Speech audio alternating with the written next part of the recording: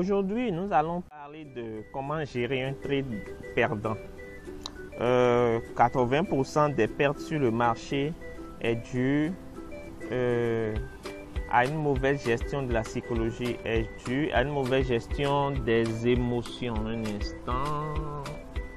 Je pense que c'est moi comme ça. Donc 80% des pertes sur le marché est due à une mauvaise gestion des émotions, donc à la psychologie sur le marché. Et donc les gens n'arrivent pas à gérer leurs pertes. Tiens, je vais vous raconter une petite anecdote que j'ai connue avec un de mes traders. C'est un jeune homme que j'avais pris, que j'avais formé, et j'avais recruté en temps dans mon entreprise.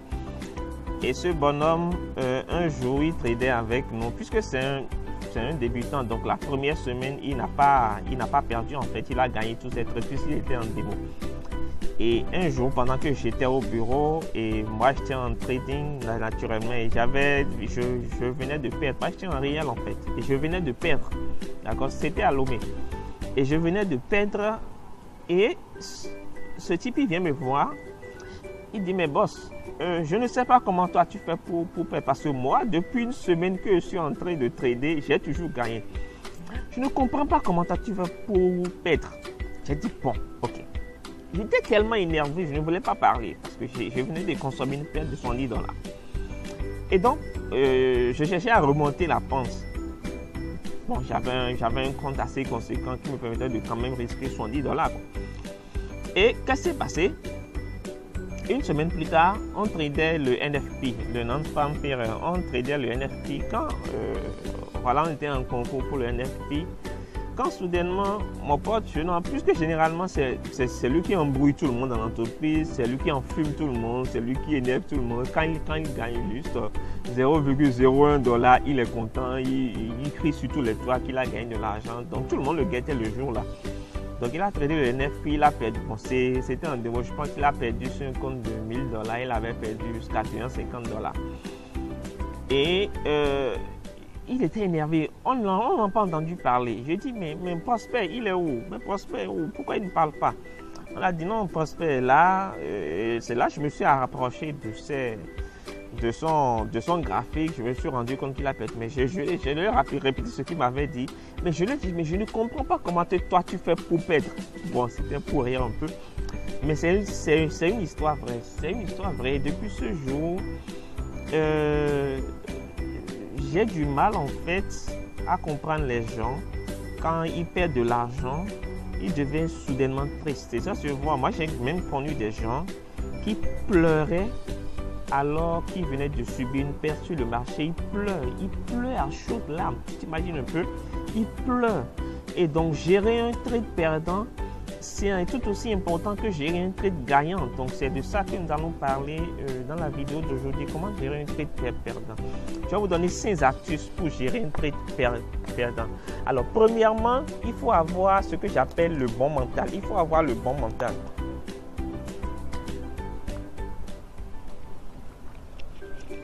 Avoir le bon mental, ça veut dire quoi? Avoir le bon mental, ça veut dire ne pas agir de façon impulsive. Ne pas agir de façon impulsive. Ne pas paniquer en cas de trade perdant parce que trop de personnes paniquent. Les gens agissent de façon vraiment impulsive.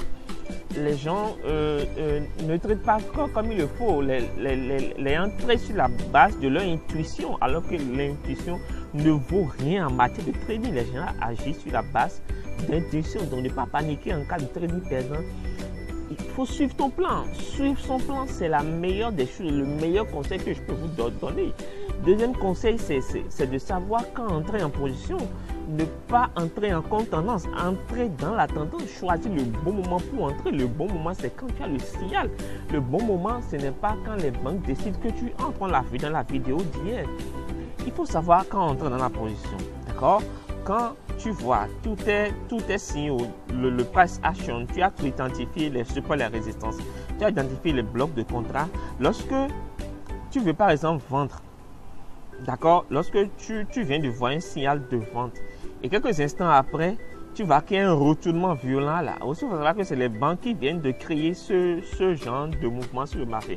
Donc, tu attends parce que ça va toujours revenir et tu vendras. Donc, quand les prix baissent sur plusieurs unités de temps, tu vends. Quand ça monte sur plusieurs unités de temps, tu achètes. Et donc, il faut savoir quand entrer en position. Il faut savoir aussi quand sortir de position. D'accord, quand sortir de position, ça veut dire quoi? Ça veut dire déjà avoir des objectifs de gain ou de perte clairs dans ta tête. Il y a des gens, je ne les comprends pas, ils mettent leur stop loss. Et quand ils voient que les prix veulent toucher le stop loss, ils ne commencent pas à déplacer le stop loss. Ça, c'est un comportement de loser sur le marché. Quand tu as défini ton objectif de perte ou de gain, et quand tu vois que le marché veut toucher, tu laisses le marché toucher, soit tu coupes ou tu sors, mais tu n'augmentes pas le risque, tu n'augmentes pas tes pertes. Donc, il faut savoir quand sortir et surtout placer des supports à résistance institutionnels. Je ferai une autre vidéo, je pense, la semaine prochaine sur les supports institutionnels. Pour ceux qui seront dans ma formation, bien sûr, il faut, nous ferons aussi les blocs de contrat et tout. Il faut aussi apprendre à analyser ses pertes. D'accord? Beaucoup de personnes, beaucoup trop de traders ne tiennent pas un journal de trading. Et c'est dommage. Le journal de trading, c'est un document confidentiel. C'est-à-dire, ça te permet d'analyser tes stratégies. Et tu prendras point par point et tu vas analyser pourquoi j'ai perdu aujourd'hui. Qu'est-ce qui a fait que je n'ai pas gagné aujourd'hui? Soit je n'ai pas respecté mon plan, soit je n'ai pas bien pris le lot, soit je n'ai pas géré le risk management. Il y a plusieurs raisons à ça. Donc, dernier conseil, c'est quoi? Lorsque votre stop loss est touché, ne rouvrez pas d'autres positions en même temps.